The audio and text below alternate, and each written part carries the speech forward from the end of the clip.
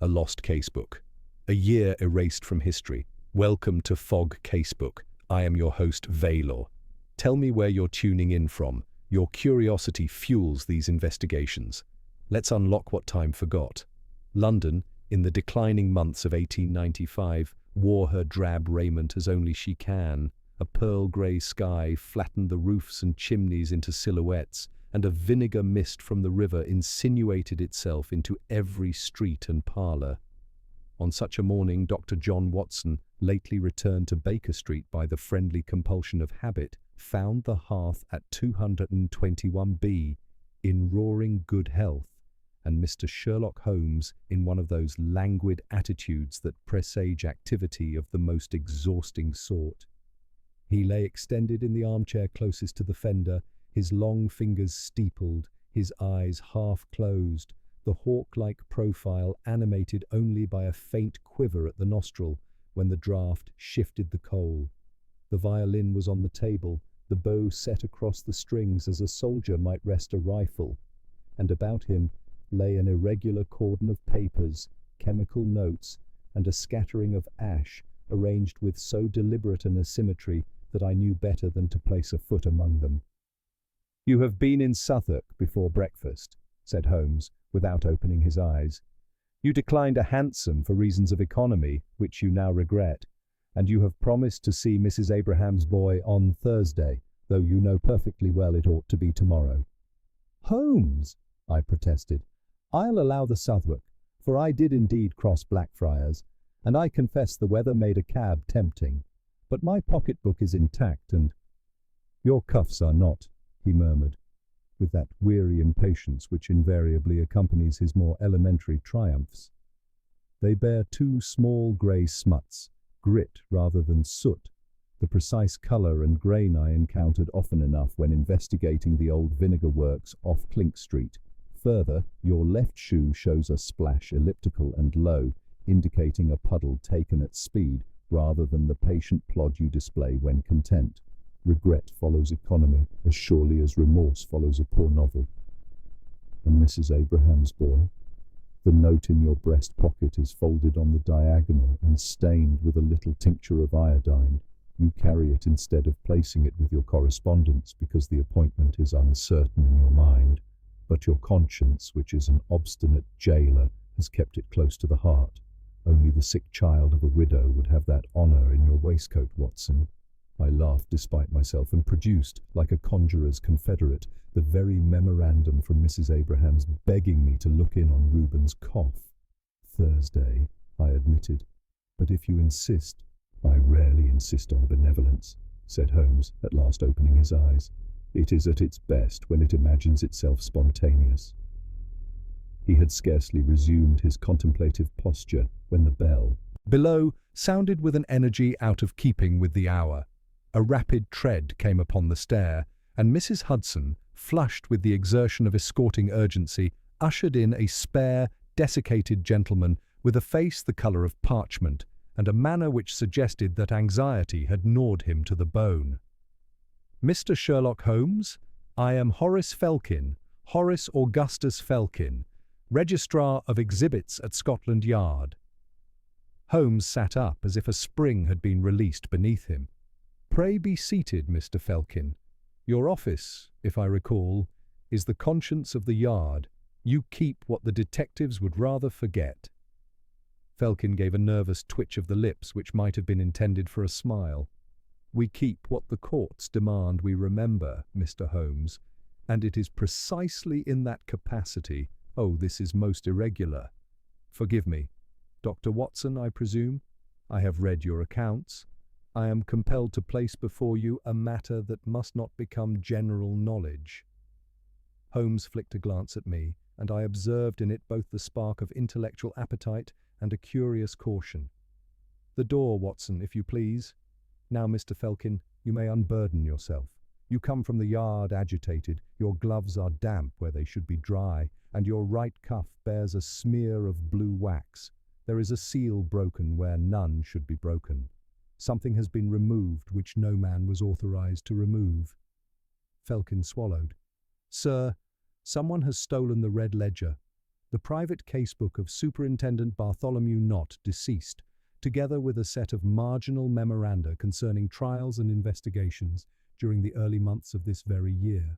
It is not merely a catalogue, it contains the superintendent's personal annotations, names by initials, cross-references, hints at irregular informants. In short, it is a map of hidden paths. If it were to be made public or used in a court, certain convictions might be impugned. If it were to be sold— He stopped, wiped a brow suddenly damp, and whispered, "It would be worth a fortune to the right villain." "The Red Ledger," Holmes repeated softly. I had heard a whisper of it in the Strand. Knott's private conscience, written in a hand so crabbed even his clerk despaired. "And it has vanished from the registrar's safe." "Not vanished," said Felkin in a strangled voice. "Replaced. We opened the iron safe at 7 this morning for the routine quarterly reconciliation. The seal was intact, so far as the eye could judge. But when we lifted the ledger, we found it to be a blank book of the same binding and weight, with the yard stamp imitated in red dye, not wax. The genuine ledger, Mr. Holmes, is gone." Watson's incredulity, my incredulity, no third person can soften it, must have been plain, for Felkin spread his hands as if to show they contained no trick. The night duty sergeant swears he heard nothing. The corridor was patrolled. There was no sign of tampering with the lock. The safe stands in a chamber with a single window, barred within and without. A blank duplicate substituted without the seal broken, Holmes mused. He rose, crossed to the window, and gazed into the fog as if the solution might be written there in the opaque air. "And the blue wax upon your cuff?" Felkin shuddered. Upon the outer rim of the safe's door, Mr. Holmes, there was a minute crescent of wax, such as one sees when a seal is lifted and reset with care. But our seal was unblemished. I should have dismissed it as some trifling contamination, were it not for the other thing. He drew from his inner pocket a paper carefully wrapped in tissue. Holmes took it with that careful delicacy which, in him, masked avidity. Inside lay a narrow strip of vellum cut, I should judge, from a clerk's ledger margin. Upon it, in a hand both neat and foreign, were written 3 characters. E4, E5, Black Knight F6. "Chess," I said, for even my pedestrian knowledge could compass that. "Openings and such." "Indeed, Watson," Holmes murmured, regarding the characters as a natural philosopher might regard an unknown insect. "The simplest of lures, or the precise of signals. And where was this found, Mr. Felkin?" "Between the false ledger and the pedestal which supports the safe, as if it had fallen in the act of exchange." Holmes laid the vellum upon the mantel, stepped back, and for a space the room held only the snap and settle of the coals. "Superintendent Knott died in March," he said at length. "An honest man, pedantic and brave. His casebook would contain, what? The abbreviations of a mind that distrusted memory. Very good. Mr. Felkin, what else occurred during the night?" "Nothing," the registrar protested. "That is, nothing until we learned, within the hour, that a certain prisoner was taken from his cell in Newgate to appear in chambers before a judge upon an ex parte petition. The petition asked for his conviction to be quashed on grounds of newly discovered evidence. The man is named Jeremy Pike, the Limehouse forger. The petition failed. The judge adjourned. But, Mr. Holmes, how did counsel for the prisoner know to move at this hour, and who benefits from the Red Ledger, if not the cleverest of the guilty?" Holmes's eyes had taken on that peculiar brightness which I have sometimes observed, when the soul in him outruns the body and would carry it with it. "You begin to interest me exceedingly, Mr. Felkin. A theft that is not a theft, a seal that is not a seal, and a message in the argot of the chessboard. If this is, as I suspect, a gambit, we must be cautious not to accept the bait without seeing the board." Felkin wrung his hands. "Will you come to the yard? The Commissioner will not sanction it openly. He distrusts. Well, there is jealousy, Mr. Holmes, but I can admit you to the chamber without advertisement, only for the honour of the department." "For the honour of justice," Holmes corrected gently. "Watson, your hat. Mr. Felkin, one question more before we go. Who, besides yourself, knew that the quarterly reconciliation would take place this morning?" "Only three. Myself, Sergeant Wilkes, who keeps the keys, and Chief Clerk Murtry. The schedule is fixed by regulation, but the specific hour is varied by me for security." "Varied," Holmes repeated, as if tasting the word. "And you chose?" "7," said Felkin, "rather than 9. "Then," said Holmes, with a little clap of his long hands that startled Felkin as a pistol shot might, "we are playing not the King's Gambit, but the Scotch." Someone exchanged at speed and calculated reply. "Come, Watson. If there is fog outside, there is a thicker fog within, and I have an appetite for it." As we descended to the street, Holmes leaned close so that only I could hear. "Observe our registrar's gloves," he murmured. "They are damp, but not from rain. The smell is of carbolic. He has handled something recently cleansed, and he avoids naming the chief clerk until pressed. There is our first pin on the board.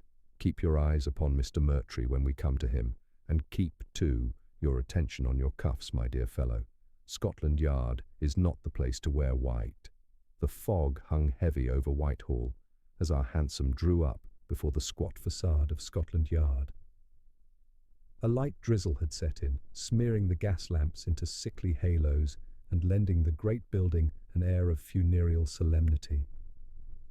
Felkin scurried ahead, his narrow frame bent forward, as though anxious to reach the safety of his sanctum before unseen eyes might mark him.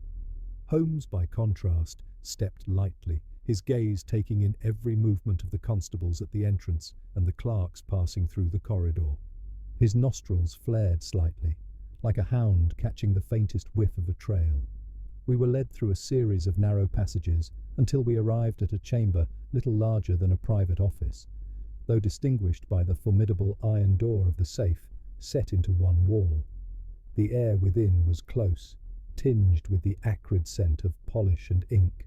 A large desk was littered with account books, dockets, and seals. A heavy curtain muffled the barred window. In the centre stood a florid-faced man with whiskers of an ostentatious fullness, whom Felkin introduced, in tones of restrained dislike, as Chief Clerk Murtry. "Mr. Holmes," Murtry said, inclining his head with a politeness that did not extend to his eyes. "We are most obliged for your assistance, though I confess myself at a loss to see what the civilian mind may accomplish where the department has already failed." Holmes smiled faintly, and his bow carried a dangerous courtesy. "It is a frequent misfortune of mine, Mr. Murtry, to profit where others fail, but let us not anticipate. May I inspect the scene?" Murtry gestured stiffly, and Holmes at once set about his work.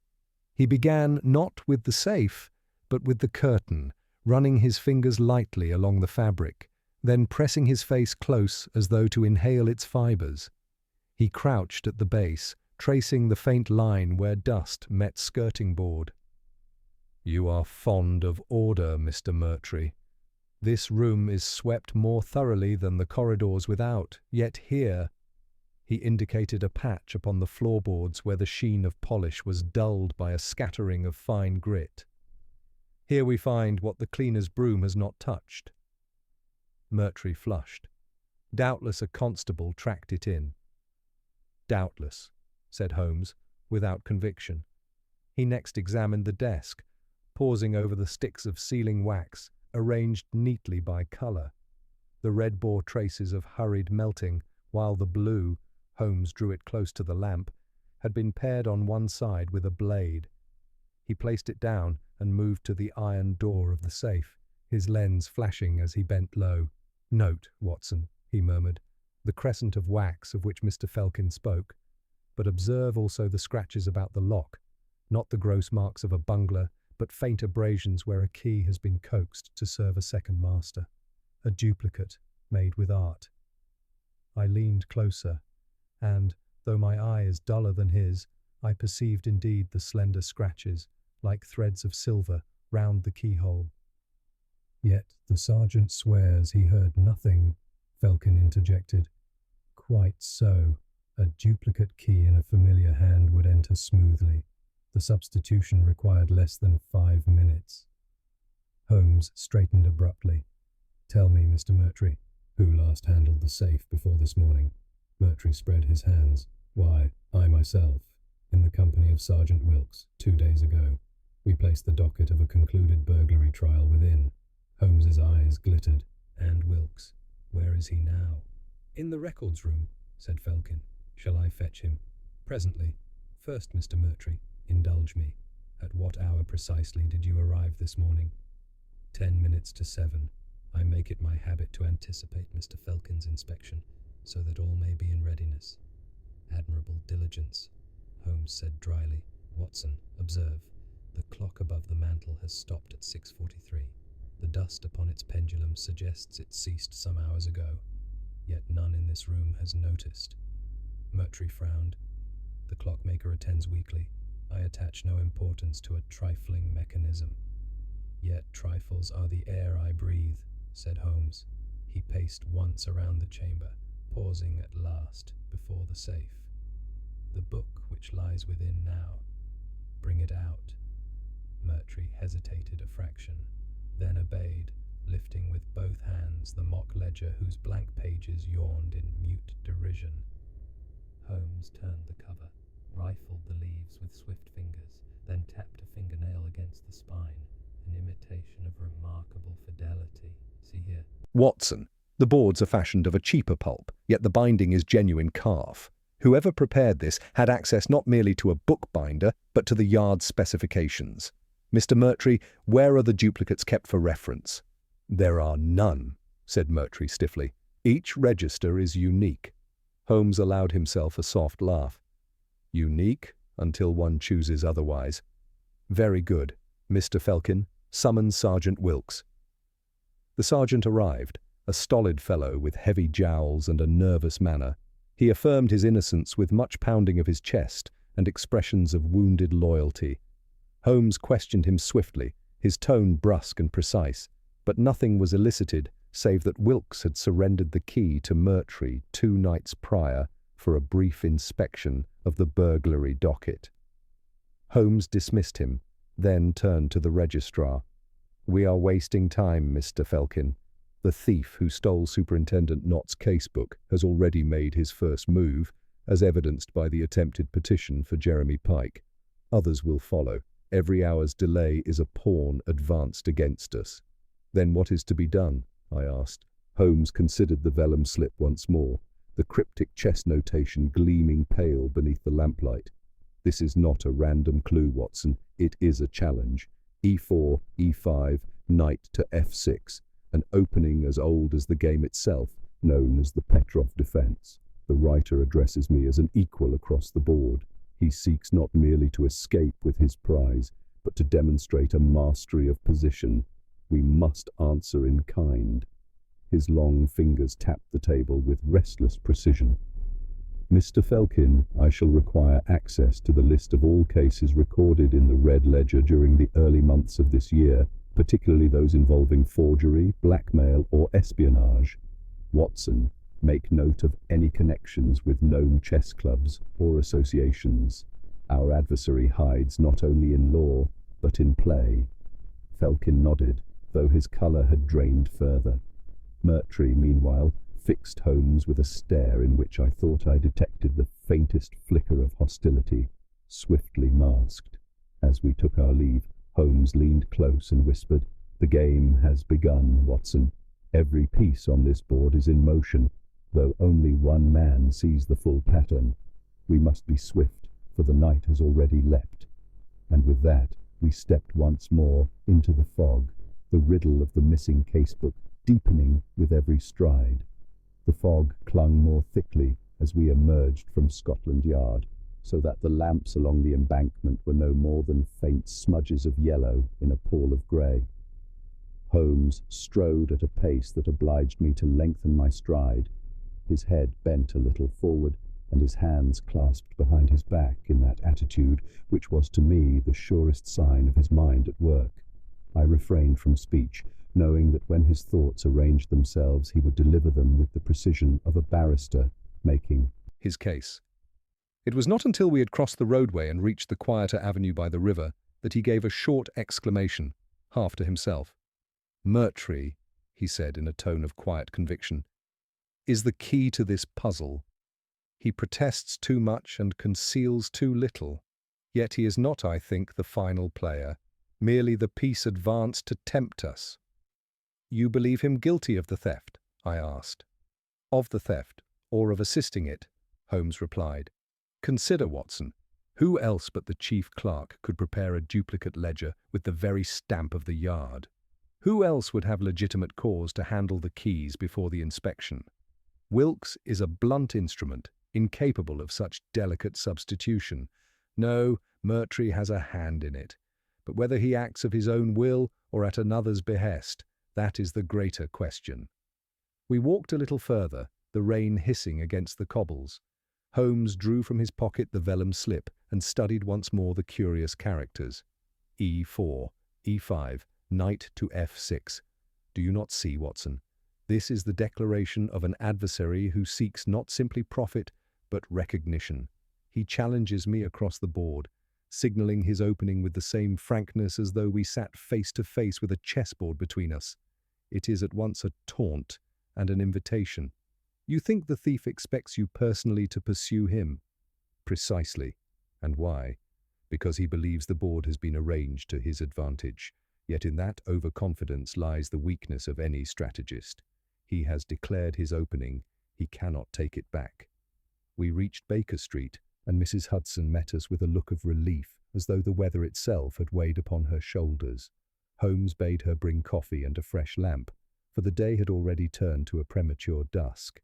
Once settled in our sitting room, with the fire rekindled and the damp shaken from our coats, Holmes set to work with all the intensity of his nature. He spread upon the table a sheaf of newspaper cuttings, a volume of criminal records, and his own thick index, that marvellous digest of crime and criminality upon which his memory had built its formidable arsenal. "Here," he said, tapping one column, "Jeremy Pike, the forger whose counsel moved this morning to quash his conviction. The coincidence is too neat. He was tried under Superintendent Knott in January of this year. If the red ledger contained any marginalia touching upon Pike, it would prove invaluable to his defence. Yet Pike himself is but a pawn. The true mind behind this stratagem has wider ambitions." He drew out another slip. "And here, a case in March concerning foreign agents operating under commercial disguise. Knott suspected a cipher running through certain mercantile ledgers. He died suddenly of apoplexy before his suspicions could be substantiated. But if his private notes were preserved in that ledger, then whoever holds it may possess the threads of an espionage plot that touches not merely the Yard, but the government." I felt a chill, though the fire burned brightly. "You mean this theft may reach to foreign powers?" Holmes inclined his head. "It is a possibility we cannot dismiss. A casebook filled with the superintendent's private suspicions is dynamite in the wrong hands. And the chess notation, Watson, does it not reek of a continental flavour? The Russians, for example, make a cult of the game. The Germans, too, have their masters of correspondence play. Even the French have their circles in the cafes of Paris. But I will not yet commit myself. Let us first establish our ground in London." He paced to the window and looked down at the blurred procession of cabs and omnibuses. "The place to begin is Pike himself. He sits in Newgate awaiting his fate. If the stolen ledger bears upon his conviction, he will know it, or at least his allies will. Tomorrow we shall visit him, but tonight—" He broke off suddenly, his eyes narrowing. I followed his gaze. A figure stood half-hidden at the far end of Baker Street, a dark umbrella raised against the drizzle. The man did not move, but his attention was fixed unmistakably upon our window. The moment Holmes stepped forward, however, the watcher turned on his heel and vanished into the fog. "Watson, your revolver," Holmes said quietly. It would be as well to keep it near. The game is afoot in more ways than one. We are observed. That evening passed in tense reflection. Holmes alternated between furious bursts of writing and long silences by the fire, the vellum slip ever between his fingers. I confess that my thoughts returned repeatedly to the figure in the street, and I half expected some nocturnal assault upon the house. Yet the night wore on without disturbance, and by morning we were ready to set out for Newgate Prison. Holmes was unusually animated at breakfast, though his manner was that of a man concealing more than he revealed. "Our adversary has shown his hand with boldness, Watson," he said between mouthfuls. "He watches to measure my movements. He leaves me clues with an almost sporting frankness. This is no common criminal, but an intellect that desires recognition. I shall oblige him, but on my terms." By mid-morning, we found ourselves within the grim walls of Newgate, its massive stones dripping with moisture, its passages echoing with the distant clang of iron. Jeremy Pike was brought to us in chains, a man of slight build, with features too refined for the trade of forgery and eyes that darted ceaselessly, as though to snatch profit from every glance. "So you are Holmes," he said, with a thin smile that showed teeth like a fox's. "I wondered when you would come. They said you would not waste your time on a poor scribbler of counterfeit notes. But then, there is that book, isn't there?" Holmes's face betrayed not the slightest reaction. "What book do you—" "Speak of, Mr. Pike?" The forger's smile widened. "Come now, sir. We both play the same game. Superintendent Knott kept his little diary of suspicions, names, places, connections, dangerous things to be written down, but useful if one knew how to read them. I'd have given a year of my life to have it in my hands." "And yet," Holmes said smoothly, "you claim no knowledge of its disappearance." Pike spread his shackled hands. "How should I? I am locked behind these walls. But I have friends, Mr. Holmes, clever friends. They tell me moves upon the board even while I sit here. E4, E5, you understand? The match has only begun." Holmes leaned forward, his voice low and cold. "Tell me this, Pike. Your friends, do they play to free you, or do they play for themselves?" For the first time, Pike's composure faltered. A shadow crossed his features, and his eyes flickered sideways before returning to Holmes's steady gaze. "That," he muttered, "is for the board to decide." Holmes rose abruptly. "Enough. Come, Watson." As we stepped back into the prison corridor, he whispered to me with fierce intensity, "There is our proof. Pike knows of the ledger, though he has not touched it. The real hand lies outside, pulling the strings, and he has declared again, in his own tongue, that the game is chess. Watson, we must be ready for the next move, for it will come swiftly, and it will be bold." As we left the echoing corridors of Newgate, the clang of the iron doors reverberating behind us, Holmes strode with a vigour that betrayed the sharpening of his thoughts. The drizzle had thickened into a fine, stinging rain that blurred the outlines of the city, but his keen gaze seemed unclouded. He hailed a cab with uncharacteristic impatience, and as we settled within, he turned to me, his long fingers steepled, his eyes fixed upon the grey beyond the window. "Pike spoke more than he realized, Watson," he murmured. "The man has been told of the ledger's disappearance, that is certain, but mark this, his manner suggested not triumph but unease. He does not know for whom his friends truly play." "You mean he suspects they act for themselves?" "Precisely. A pawn does not know the mind of the player, only that he moves at command. Pike is but a pawn, Watson, the knight that leaps across the board. That is our adversary. We must find the hand that directs him." The cab rattled along Fleet Street, and Holmes tapped restlessly against the panel. "We require information, and swiftly." Superintendent Knott's ledger contained notes on cases of espionage. If indeed foreign powers are engaged, there will be whispers in the places where the underworld and diplomacy brush shoulders. You recall, perhaps, the little cafe in Soho, the Café du Nord, frequented by certain chess enthusiasts of a decidedly cosmopolitan stripe. I remembered well enough, for we had once ventured there in pursuit of a Polish adventurer. A dim establishment, thick with smoke and the murmur of foreign tongues, where boards and pieces were laid out as if in perpetual readiness for play. Holmes had been recognized there as an opponent of some repute. "Then to Soho," he declared, rapping on the roof to redirect our driver. It was late afternoon when we entered the cafe. The air was heavy with tobacco, the lamps already lit though day had not yet closed, and at half a dozen tables sat men bent over boards, their faces intent, their hands moving pawns and bishops with the economy of habit. A waiter approached, but Holmes waved him aside and moved directly toward a table near the rear, where a thin man with spectacles sat opposite a stout fellow whose beard bore traces of supper. "Good evening, Herr Krause," Holmes said softly, taking the chair unbidden. "And you, Monsieur Delacroix? Still rehearsing the Petrov, I see." The two men started, then relaxed with wary amusement. Krause adjusted his spectacles.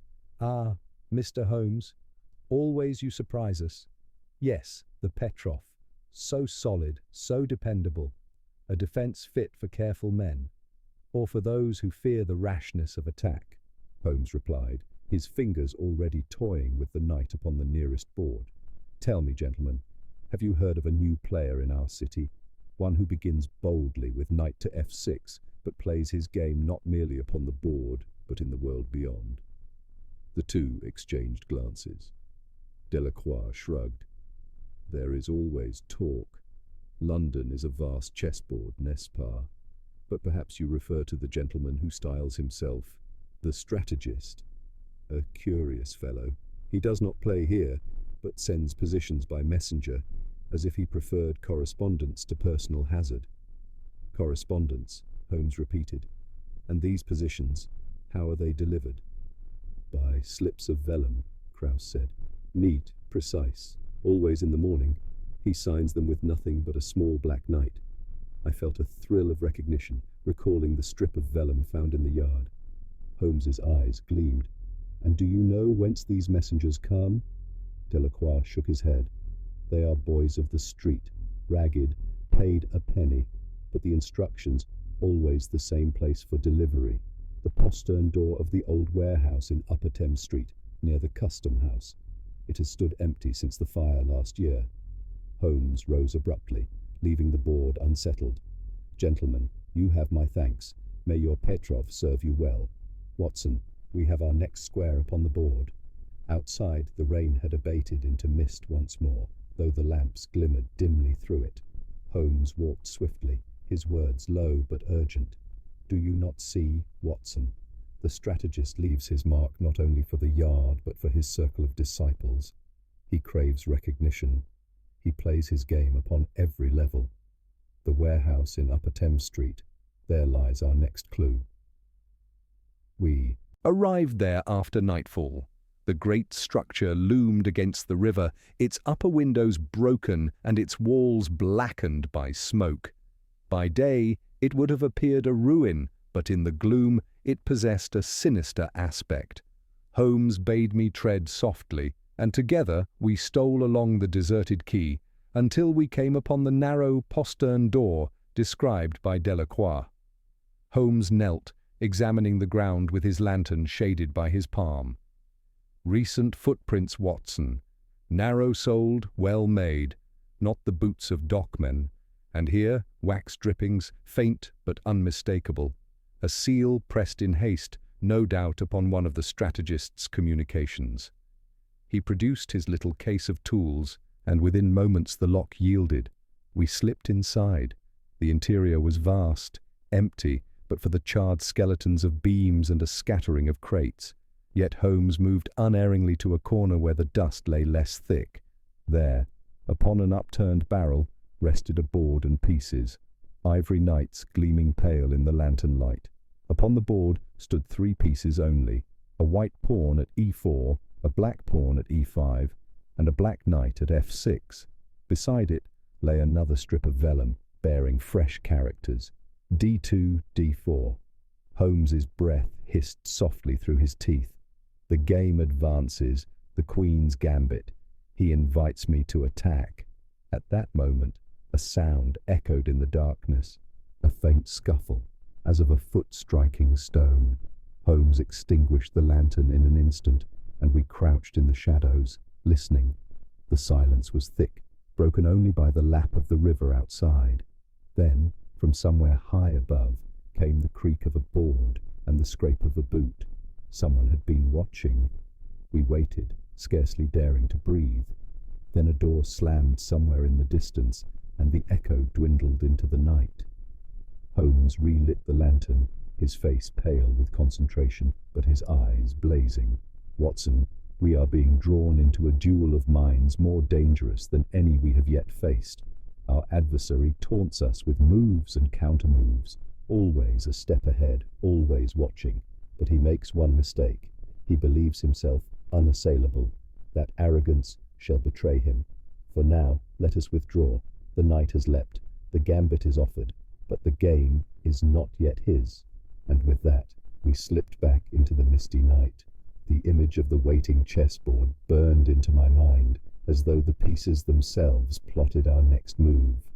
The fog had thickened again by the time we quitted the riverside and turned into the broader thoroughfares of the city.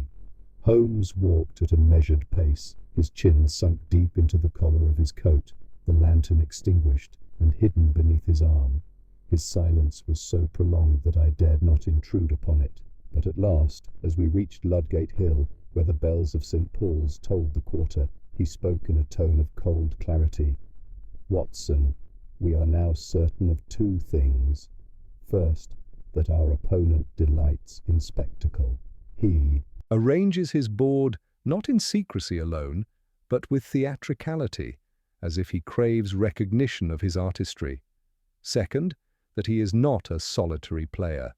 The sound above us in the warehouse, the watcher outside Baker Street, he has eyes and ears everywhere. It is a network, well disciplined, directed by one mastermind. And yet, I ventured, he risks discovery by leaving his chess positions in plain sight. Why announce his intentions so boldly?" Holmes gave a short laugh, devoid of mirth. For the same reason a duelist salutes before firing, the vanity of the accomplished. He would have me follow his gambit square by square to prove that I am outmatched. That, my dear Watson, is a perilous conceit. It gives me his rhythm, and rhythm can be anticipated. We reached Baker Street near midnight. Mrs. Hudson had long since retired, but Holmes lit the lamps and threw himself into his armchair with the air of a man who has resolved upon a campaign. He spread the vellum slips before him, aligning them as one might align maps before a march. "E4, E5, knight to F6, D4, he murmured. "It is all perfectly orthodox. He has lured me to extend, to tempt my queen's pawn into the field. Now what next? Will he strike at once, or delay to marshal his pieces? Ah, if only I could see the whole board. I suggested that rest might sharpen his vision, but he waved the idea aside. Instead, he reached for his index, rifling through case summaries until he found a folder marked with the name of Superintendent Knott. From it, he withdrew a sheaf of notes in Holmes's own hand, compiled from earlier conversations with the late officer. "Here we have the marrow of the matter. Knott pursued threads of forgery, espionage, and blackmail in the months before his death. Pike was but one among many names. Here also is a note of a foreign attaché, one Victor Radovich, suspected of clandestine correspondence. He vanished from London in February. If Radovich's name appears in the stolen ledger, then our strategist may well be a man of the diplomatic shadows."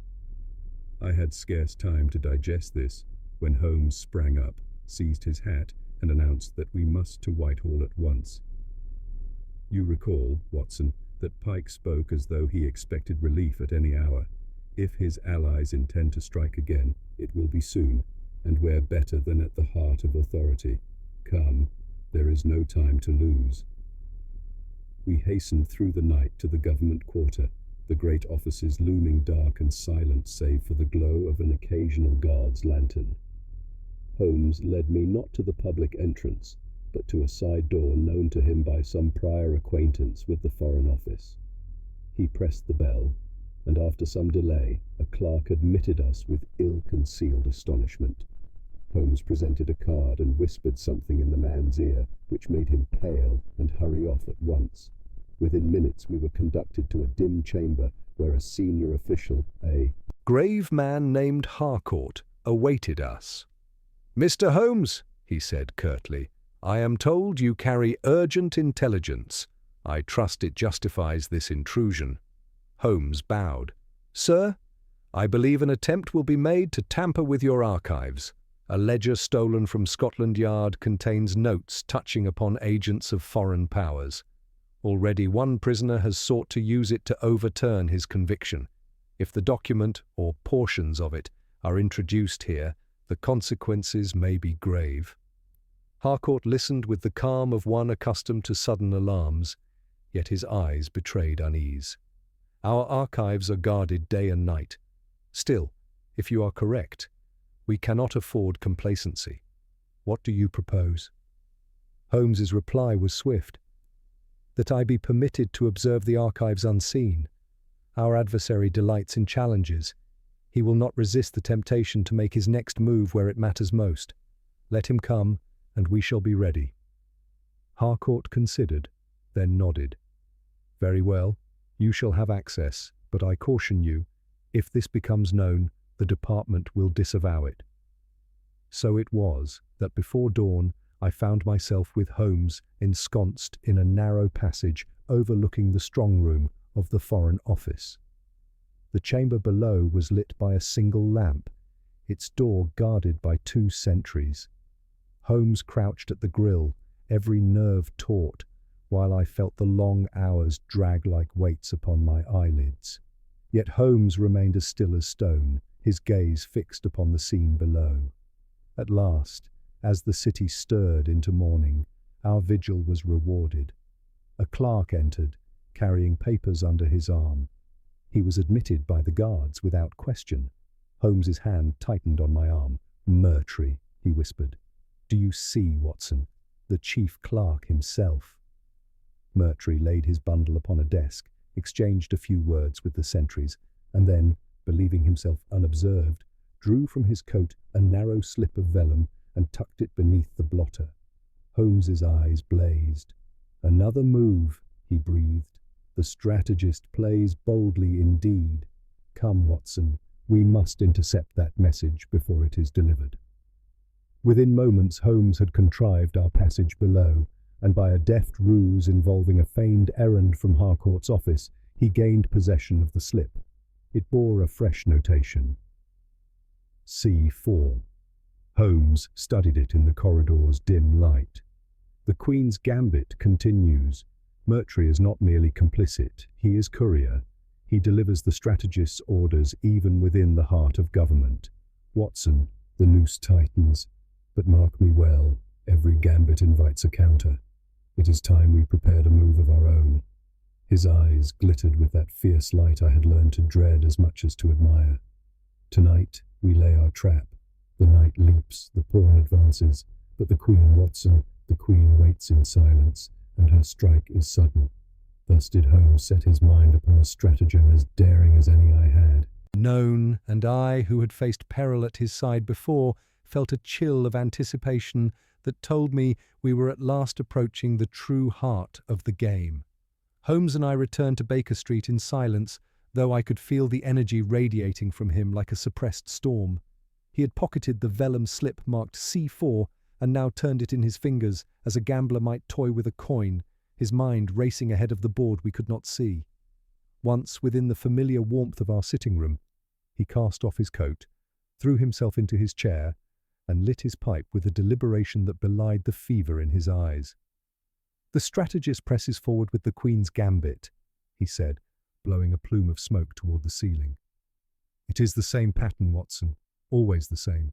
He lures me to advance, to overextend, to open a line he means to exploit. Yet he forgets that I too have studied the game, and that I do not confine myself to the pieces he lays before me. Murtry is the visible hand, but not the brain. If we seize him too soon, we learn nothing. We must hold him in play until the master shows himself. You mean to let him continue his work unchecked? I asked, with some indignation. Surely the man has betrayed his oath, Holmes. Ought he not to be arrested at once? Were we to arrest Murtry now, Holmes replied coolly, we should indeed secure a clerk of moderate cunning, but the strategist would vanish into the fog, leaving us no wiser. No, Watson, we shall let him run his course a little longer, but we shall be there to set the snare when the decisive move comes, and it will come soon. These men play, not for sport alone, but for advantage in the world beyond the board. Pike waits in his cell, his allies circle in the shadows, and Murtry ferries their messages. The moment approaches when the stolen ledger itself will be brought into play. That is the prize, and when it is shown, we must be ready to seize it. He rose suddenly, his mood shifting as quickly as the flame upon the hearth. But before we prepare our counter, we must understand our opponent. Every general has his signature, every criminal his mark. We must discover who among the foreign fraternity in London styles himself the strategist. Through the long afternoon we scoured Holmes's index, that extraordinary collection of facts about every rogue and agent who had crossed the Channel in a decade.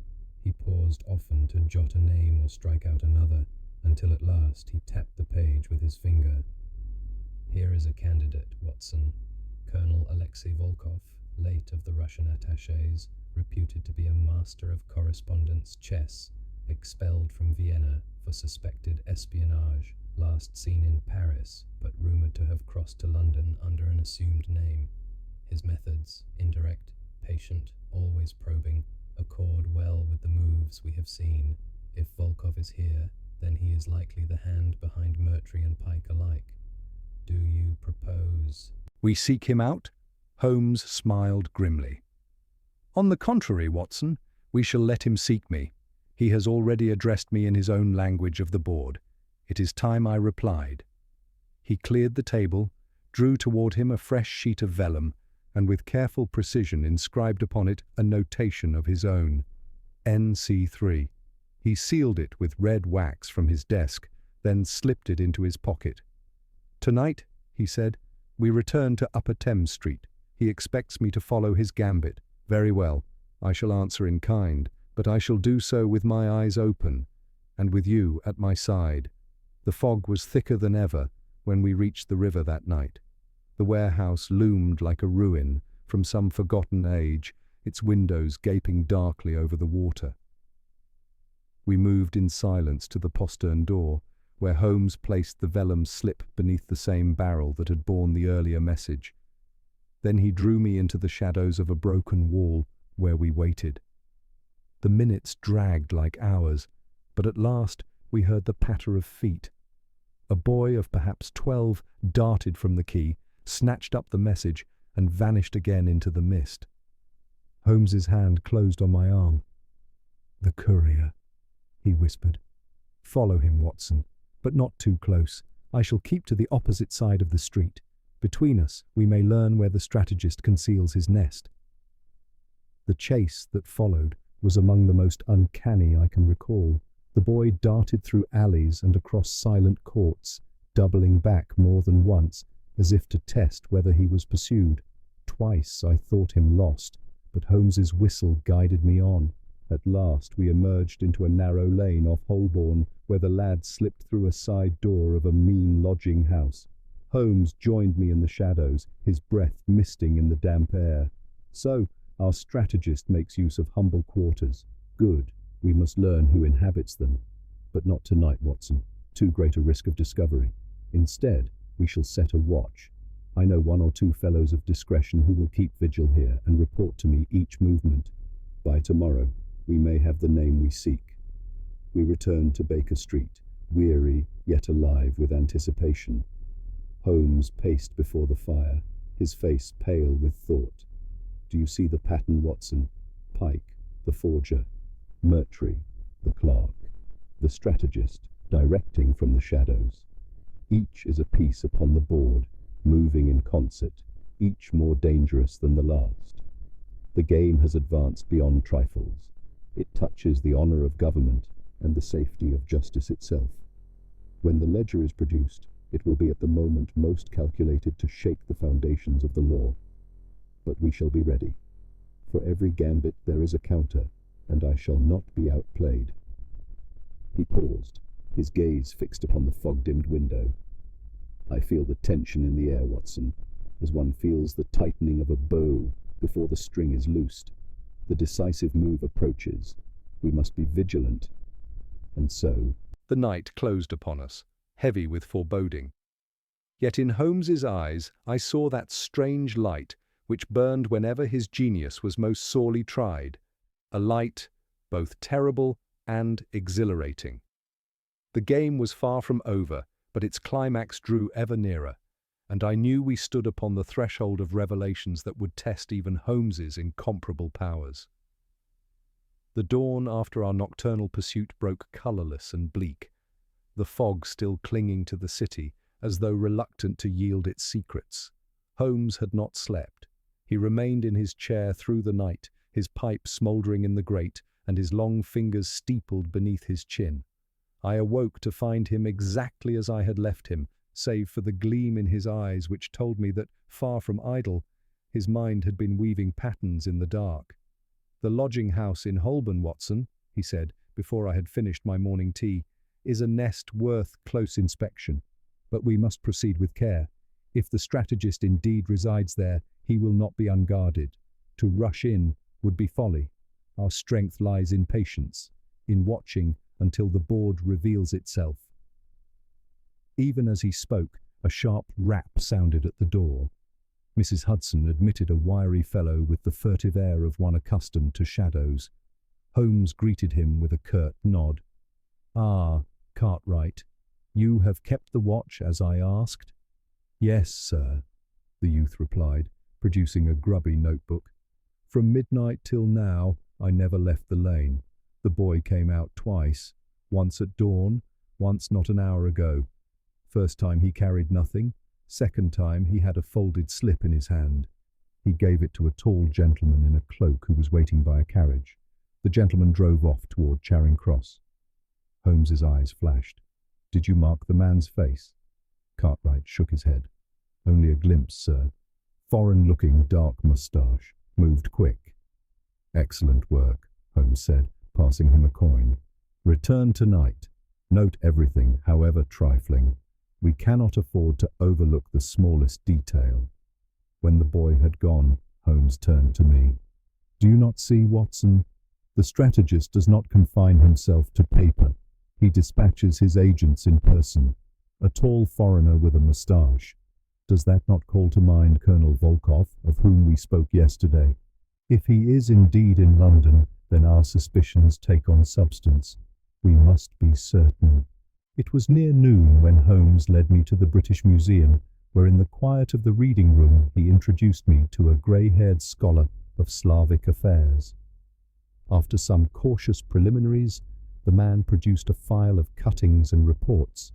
Holmes turned swiftly through the pages until he found a likeness etched from life. Colonel Alexei Volkov, once of the Russian diplomatic service, his features sharp and predatory, his moustache unmistakable. "There is our adversary," Holmes murmured. "The strategist has a face at last, and if Volkov directs this—" "Game? Then the stakes are higher than I feared. Pike is but a pretext.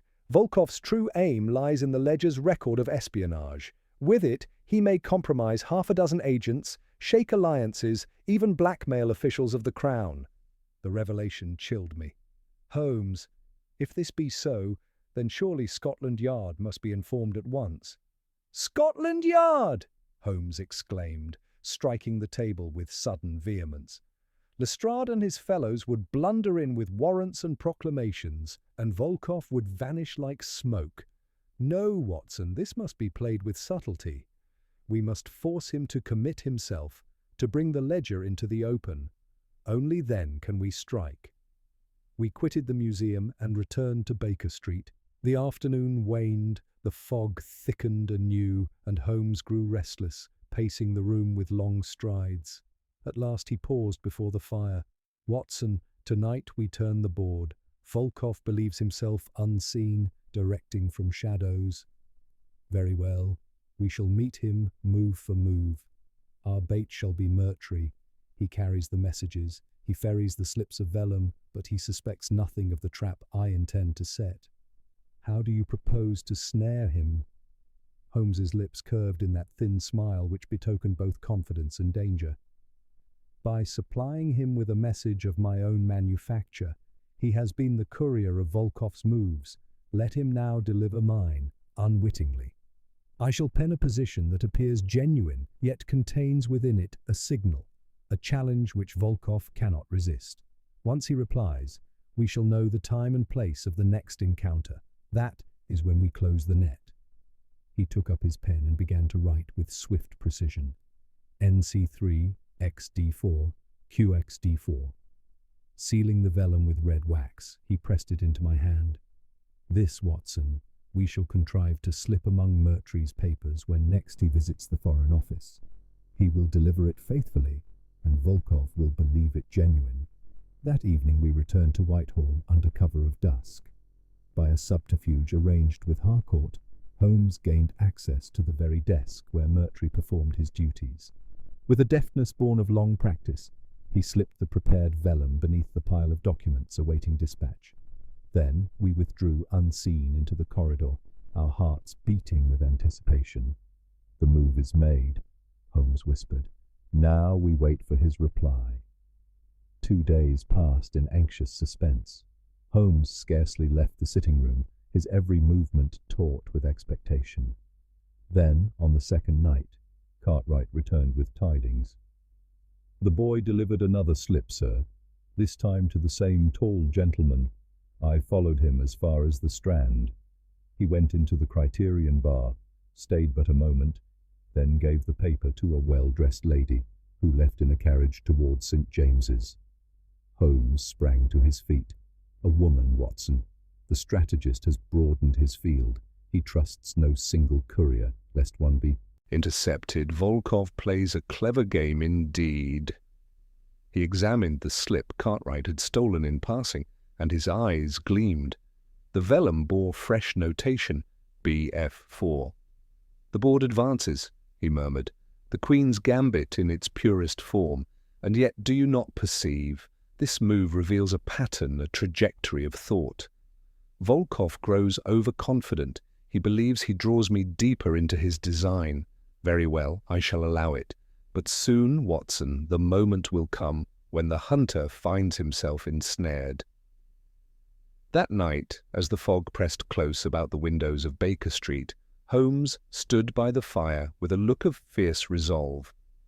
"We are nearing the heart of the matter. Pike, Mertry, Volkov, all are but pieces in a greater contest. The stolen ledger is the Queen herself, and when she steps onto the board, the game will be decided. We must be ready for that hour, for it approaches with swift inevitability." I saw then in my friend's eyes the glint of danger that always heralded the climax of a case, and I knew, with the certainty of long experience, that before the game was ended we should find ourselves face to face with peril of the gravest kind. The fog lingered well into the following morning, veiling Baker Street in a pall so thick that the sound of passing hansoms seemed to emerge from nowhere and vanish again like phantoms. Holmes sat at the breakfast table, untouched by food, his lean frame bent forward, his eyes fixed upon the slip of vellum Cartwright had delivered the previous night. "BF4, he murmured, as though the notation were some incantation whose power he alone could feel. "The bishop enters play. The strategist seeks long diagonals, lines of influence not immediately apparent, but fatal if left unchecked. He is stretching his reach, Watson, as surely as he stretches his arm across Europe. And yet—" He paused, his fingers drumming on the tabletop. In his eagerness, he may have overreached. I had grown accustomed to his abstruse language in moments of deduction, but even so I struggled to follow. "What do you mean by overreached?" Holmes's gaze flicked up, sharp and bright. "Because, my dear fellow, a bishop is visible. Unlike the knight who leaps unseen, the bishop's move is long, open, and committed. Volkov has brought into play an ally whose identity we may uncover.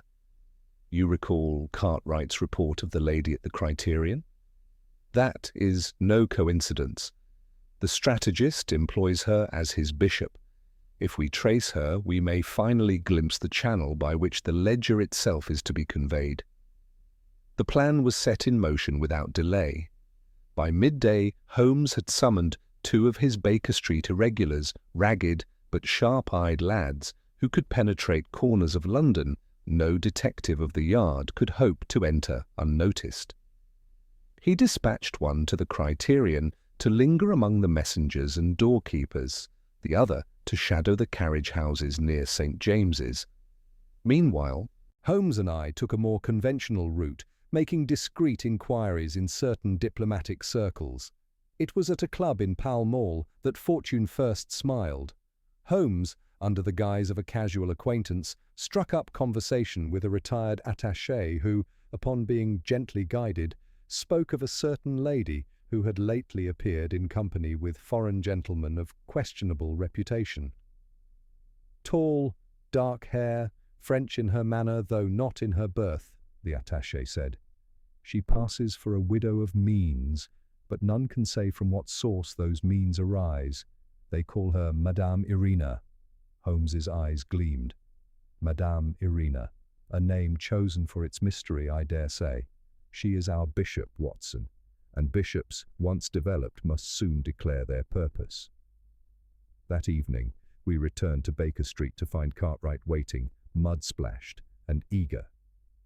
"The carriage, sir," he reported. "It belongs to a house in Half Moon Street. Madame Irina lodges there. I saw her enter not 2 hours past with the same tall gentleman who matches your picture of Volkov." Holmes clasped his hands together. "Excellent. The pieces converge, Watson. Volkov in person, Madame Irina at his side. Their nest is in Half Moon Street. Within days, perhaps hours, they will make their boldest move." Yet Holmes did not immediately rush to act.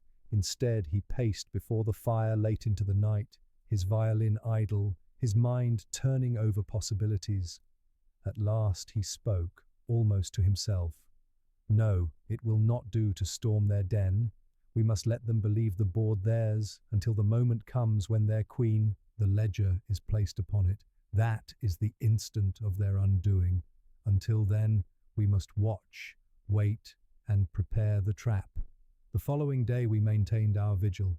From a discreet post across Half Moon Street, I observed the comings and goings at Madame Irina's lodging. A succession of messengers, foreign visitors, and once even a coach with curtains drawn tight, all passed through her doors. Holmes noted each with precision, sketching diagrams in his notebook as though mapping out a battle. His energy was tireless, his attention fixed as a hawk's upon its quarry. It was on the 3rd evening that the moment we awaited arrived. Cartwright, pale with excitement, hurried into our rooms. "She's leaving, sir! Madame Irina herself, and she carries a satchel close under her arm. They're bound for Charing Cross." Holmes snatched up his coat. "The ledger, Watson! It must be! Come quickly!" We dashed through the fog-choked streets in pursuit. At the station, amidst the clamour of porters and the hiss of steam, we caught sight of her. Madame Irina, tall and elegant even in her haste, moved swiftly toward the Dover train, Volkov close at her side. The satchel she bore never left her grasp. Holmes drew me into the shadow of a pillar, his hand gripping my arm with iron force. "Observe, Watson. They mean to smuggle the ledger." "Out of England, Dover, then across to France, no doubt. Once beyond our shores, it may vanish forever into the hands of their allies. We must not allow it. But patience. To strike here would risk exposure, and we lack proof. Let them commit themselves fully. Only when the satchel is opened can we prove its contents." We followed as they boarded, taking seats in the compartment behind. Holmes's every sense seemed sharpened to a blade's edge. He whispered rapidly, his plan unfolding as the train lurched into motion. At Canterbury we disembark. There the express pauses long enough for a change of engines. In that interval, I shall contrive to exchange her satchel for one of my own, identical in outward appearance. The ledger will be in our hands, and they none the wiser, at least until it is too late. The train thundered southward through the night, its whistle echoing across the fields. I sat tense, my revolver close at hand, watching Holmes as he prepared his ruse with calm precision. From his bag, he produced a satchel of similar make, already weighted and sealed to mimic the heft of papers. His hands moved swiftly, surely, as though the entire stratagem had been rehearsed in advance. At last the lights of Canterbury loomed. The train slowed, steam billowed, and the platform came alive with porters.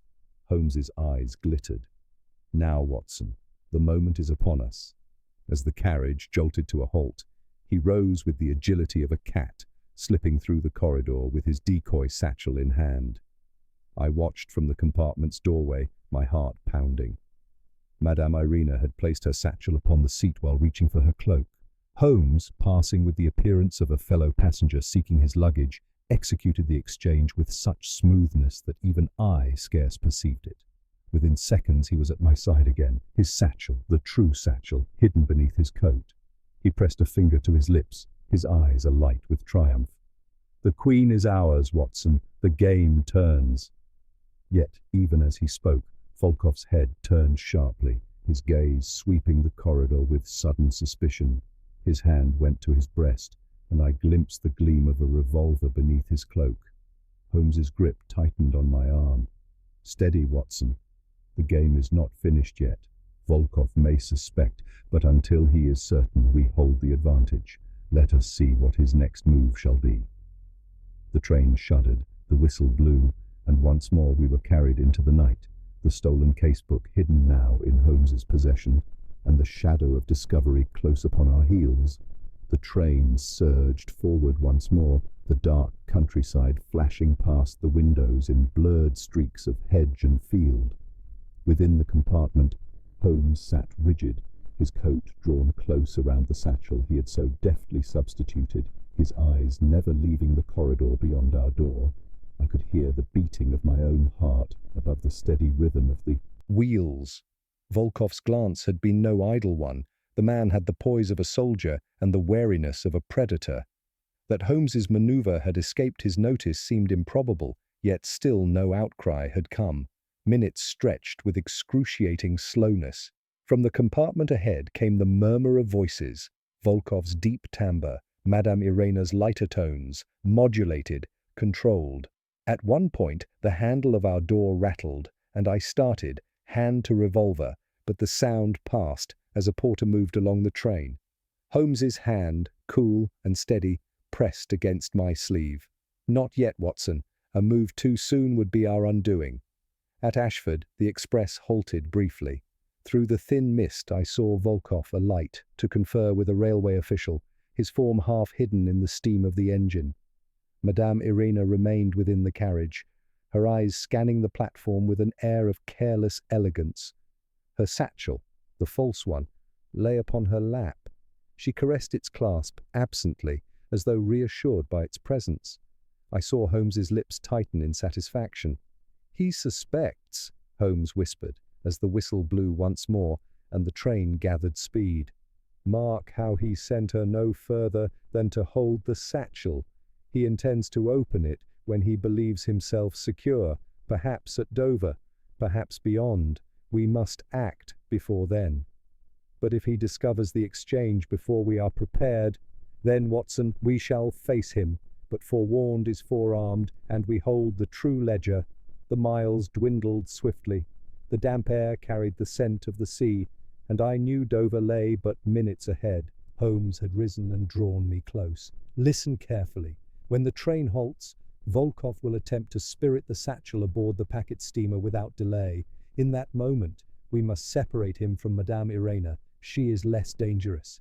He is the mind and the arm alike. If he is captured with the false satchel still unopened, the law may yet convict him on conspiracy, but if he opens it— His eyes gleamed coldly. Then all London may blaze with scandal. We must prevent that revelation. The shriek of the whistle pierced the fog as the train slowed into Dover station. Steam billowed, cries of porters rose, and passengers jostled toward the exits. Holmes slipped into the press, his figure half lost in the shifting throng. I kept close, my hand never far from my revolver.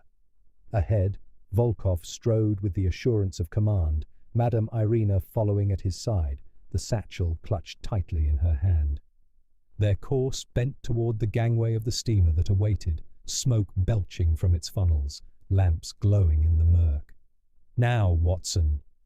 Holmes's voice cut through the din, and in an instant he surged forward. With a deftness born of long practice, he intercepted Madame Irina, bowing low in feigned apology, as though he had blundered against her in the press of travellers. The satchel jolted from her hand. I was upon it in a heartbeat, scooping it up before Volkov could turn. A cry of rage burst from him, and in a flash his revolver gleamed.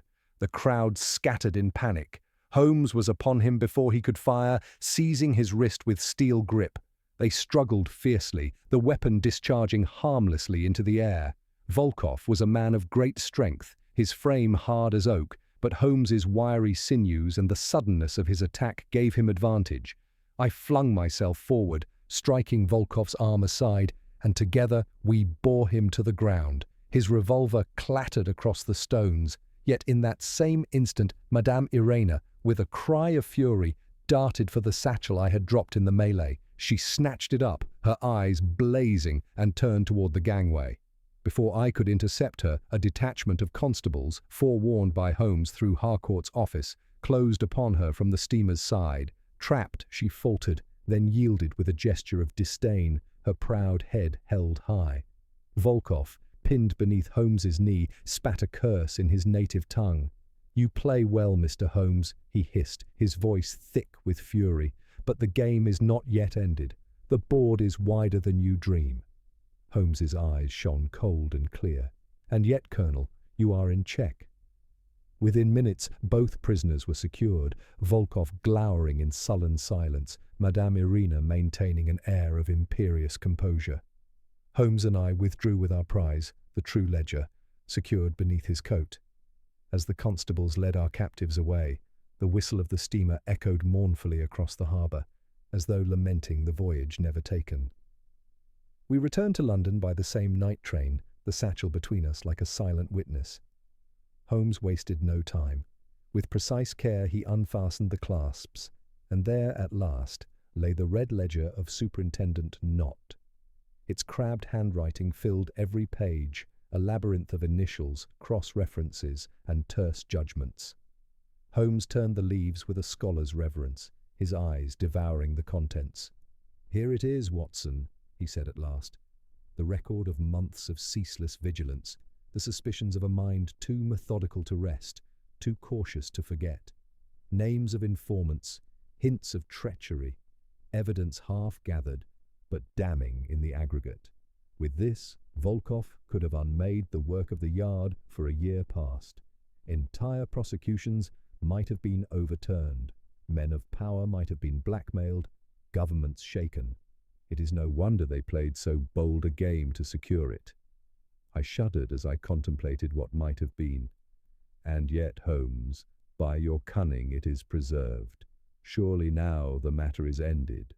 Holmes closed the ledger and regarded me with that grave expression which always told me he saw further than my eye could reach. "Ended, Watson?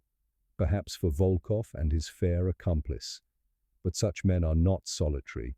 Behind them stand others unseen who profit from their moves upon the board. We have captured 2 pieces, yes, but the game itself is greater, and it continues still." The train thundered into the night, and Holmes, with the ledger upon his knee, sat in silent contemplation. I saw in his profile both triumph and foreboding, as though he knew that this contest of intellects was not yet fully played. For all the dangers we had faced, for all that we had secured the stolen book, the sense remained that the strategist's warning had not been idle.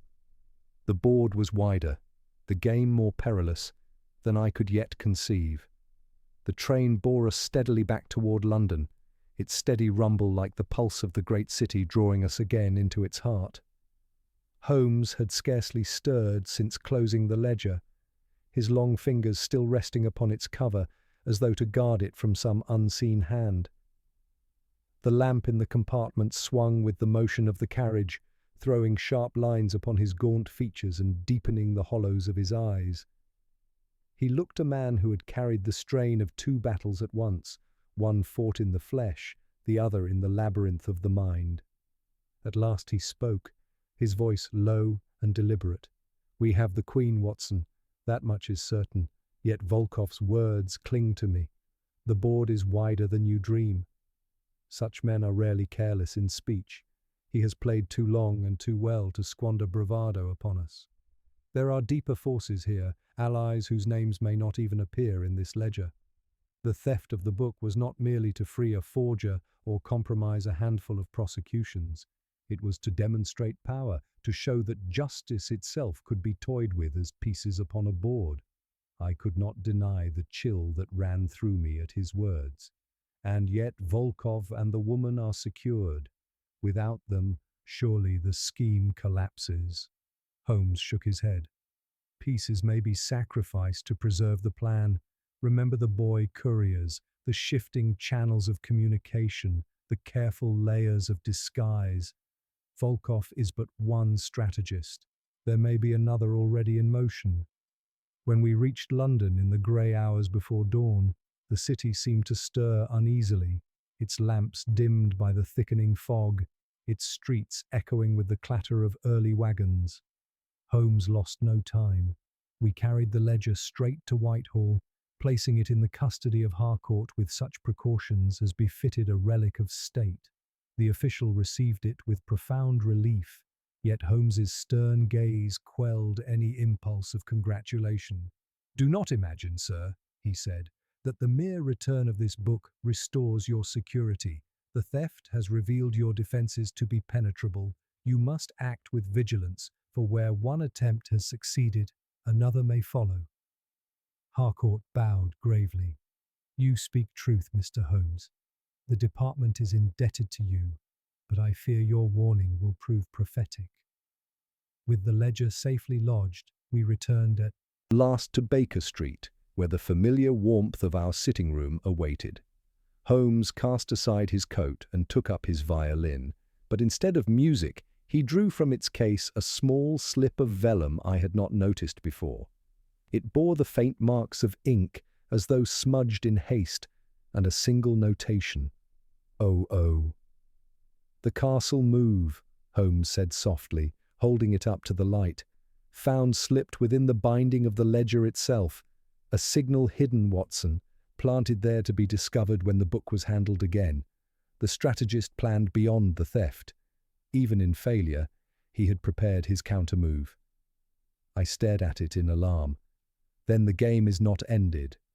Holmes's lips curved in that thin, cold smile I had come to know as the herald of danger. "Not ended, but transformed. Castling is a move of defense, yet also of preparation for renewed attack.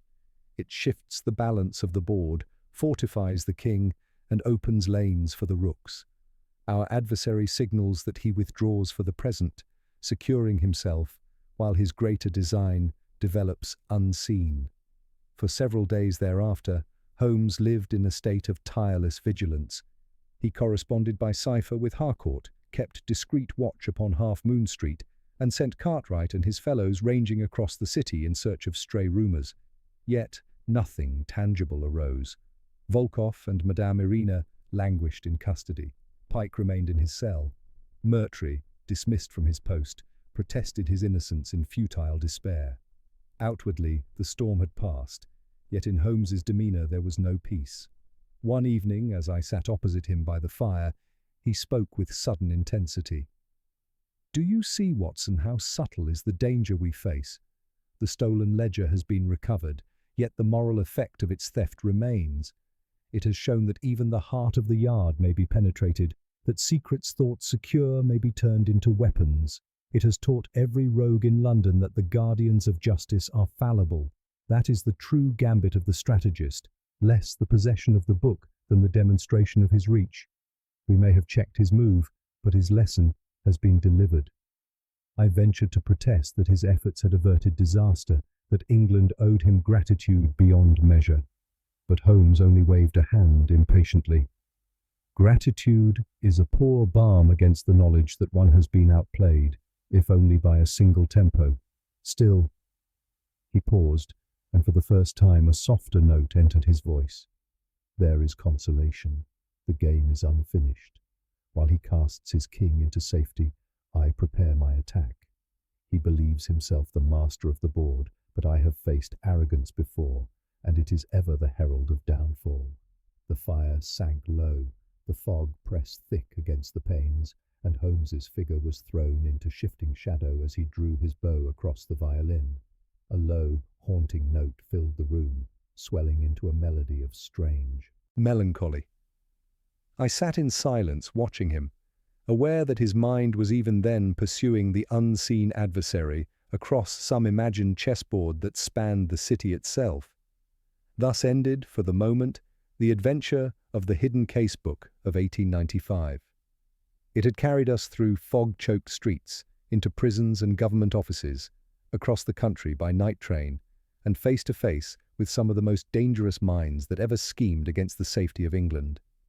Yet I knew, as I set down these lines, that it was not a true ending, but merely a pause.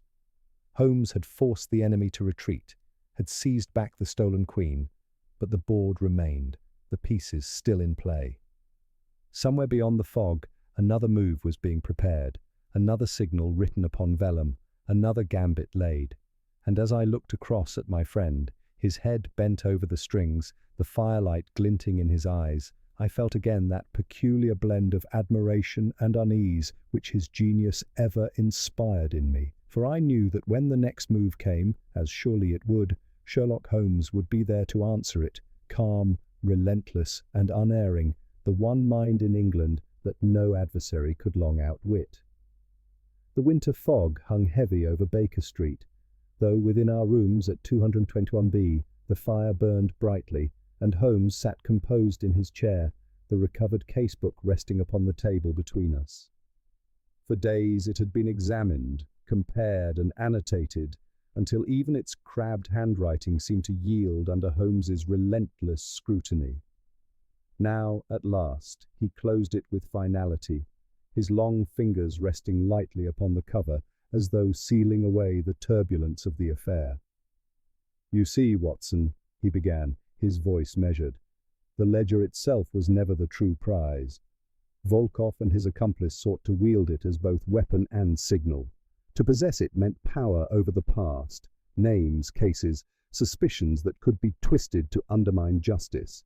But the greater game lay in demonstrating that even the most guarded secrets could be stolen, that even Scotland Yard might be manipulated like pawns.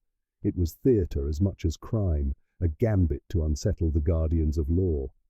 I nodded, recalling the tense pursuit through fog and station, the satchel exchanged beneath Madame Irina's very hand, the capture of Volkov before he could cross the channel.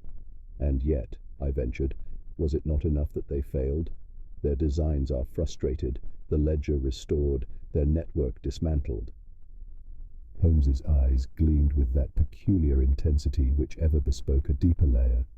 "Failed, in one sense, yes, but in another, they succeeded.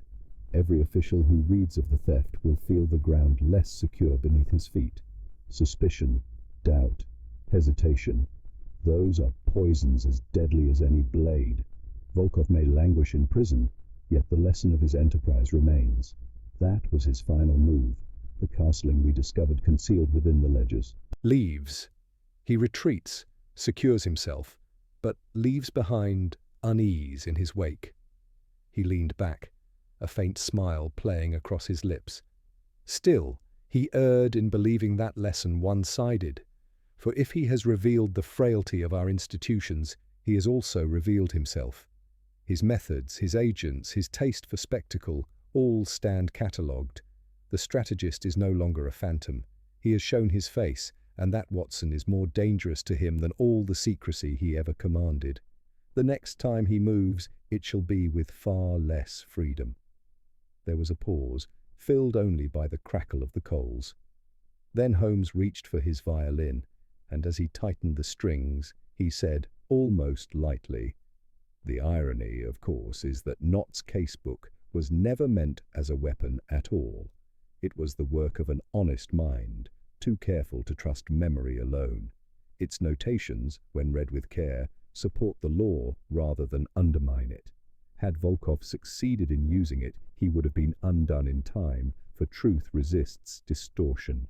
There is consolation in that, if one seeks it." I confess I felt a warmth at his words, for though Holmes cloaked his thoughts in the language of chess and strategy, I knew he spoke from a deeper conviction that justice, though threatened, could never be wholly overturned by cunning. As he drew the bow across the strings, a low, contemplative note filled the room, lingering in the fog-dimmed air. "You see, Watson," he murmured, "the game is perpetual. For every knight that leaps, there is a hand to answer it. For every gambit, a counter." Volkov believed himself master of the board, but he discovered that there is always a higher player watching, anticipating, guiding. For the present, the ledger is safe, the queen preserved, and that, I think, will suffice. He turned toward me with a rare gentleness, the hard brilliance of his gaze softened by the glow of the fire. "Come, my dear fellow, set down your pen. The case of the hidden casebook of 1895 is concluded. Another will come soon enough, for London is never still. But tonight, we may rest."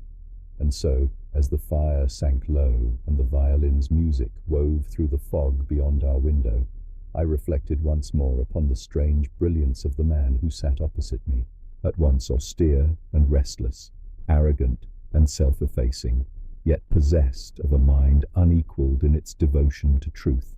The case had ended, the culprit secured, yet Holmes already looked beyond, his thoughts ranging into mysteries not yet born. For me, it was enough to record faithfully what I had seen, that in an age of shadows and stratagems, one clear flame still burned undimmed in Baker Street. Thus ended the adventure of the hidden casebook of 1895.